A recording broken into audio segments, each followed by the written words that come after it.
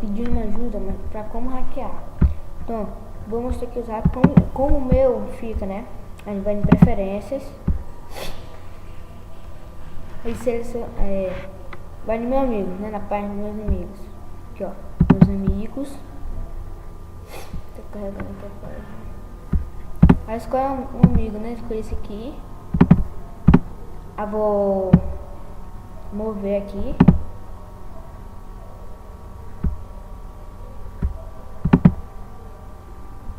Mover, né? Pronto, tá vendo aí?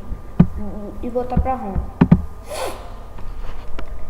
Aí chega bem aqui, bota o código Java Script 2 pontos e coloca o código.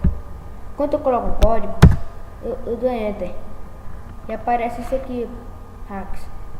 Aparece para eu botar a minha senha. Aqui, ó. Eu vou botar minha senha. O que aparece?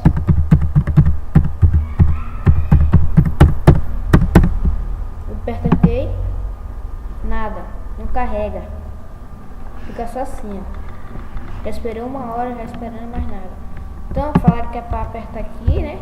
E deu OK para atualizar a página. Eu clico. Aí quando carrega, vai estar na mesma conta. Quer ver? Olha só.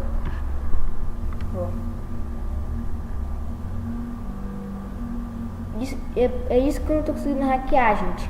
Negócio que eu faço tudo certo e tal, mas quando é na hora de entrar na conta da vítima, ela tá na minha. Então eu queria pedir essa ajuda para os hacks, né, daí do Rabu, para me dar uma dica e falar e dizer por que não está dando para hackear. Então valeu aí, pessoal do YouTube, por ter assistido meu vídeo e etc. Tá, falou. Até logo.